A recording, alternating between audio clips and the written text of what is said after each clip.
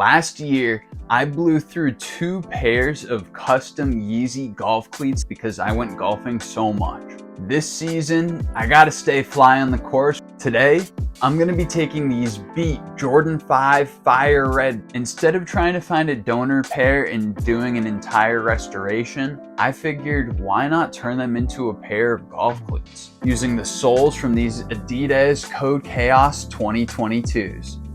I first removed the laces and the insoles from my golf cleats. Then, with a small bottle of acetone, I spritzed some right where the uppers met the soles. Using my steam gun, I helped to further weaken down the glue bond and then broke out a bone folder to help to pry the soles away from the uppers. I repeated this process throughout the entirety of the shoe, making sure to never use too much heat or too much pressure so I didn't damage any of my components. With the soles removed, it was time to prep them. I broke out my Dremel and using a grinding bit, I grinded away all of the old glue and debris from the factory. Then I broke out some more acetone and some cotton balls to finish removing any remaining glue and debris. So the prep work is complete. However, I ran into a little bit of a problem with the uppers. As you can tell, the side cage is completely broken off. Luckily, I got this pair of Black Metallic 5s. These cages are feeling a lot more supple, so I'm just gonna swap these ones as my golf cleats. Because these Jordan 5s are 18 years old, the midsoles were crumbling to pieces. All I had to do to remove them was use pressure from my hands. Then I pulled out a pick tool and used that to pull out the threads from the toe cap of the outsole, and with the pick tool, I scraped off as much of the midsole as I possibly could.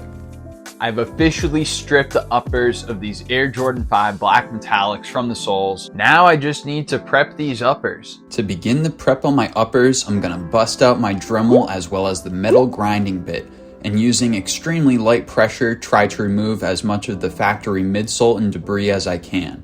Once I've finished with my metal grinding bit, I'll use a stone grinding bit following the same process. Finally, it's time to break out the cotton balls and acetone. I have to be extremely careful not to oversaturate the uppers with acetone because of how old and brittle the materials are. Once my uppers are prepped, I'll break out the razor blade and Dremel to shape the midsoles so that they fit appropriately on the uppers.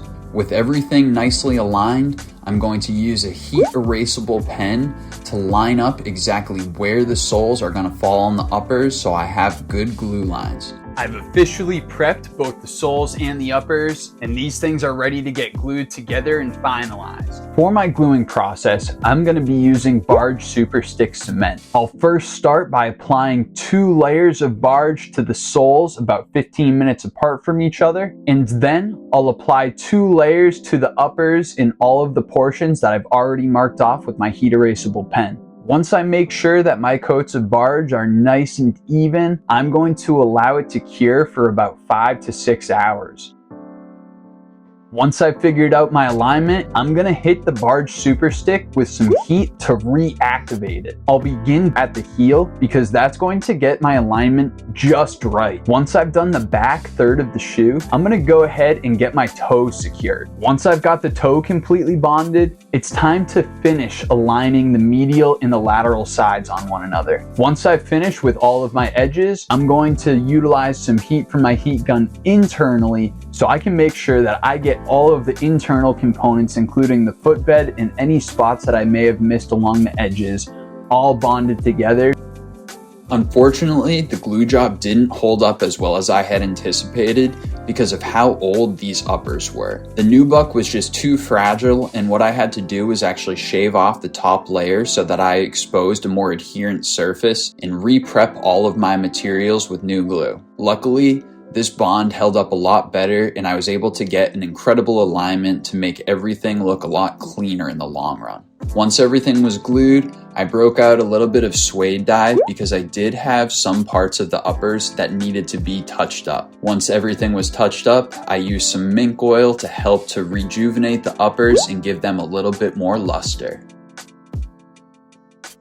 This Jordan 5 sole swap golf cleat hybrid is finally completed, so let's take a closer look at them. These golf cleats were a little bit more difficult to put together than I originally anticipated because being from 2006, These uppers are nearly 20 years old. That means that the nubuck is going to be a lot more fragile than anything that I had ever worked with in the past, and trying not to damage it during the prep process was definitely a struggle. Either way, I was able to put together an amazing pair of golf cleats, and I'm pumped to say that I've played in them plenty of times now, and they feel just as good on foot as they looked.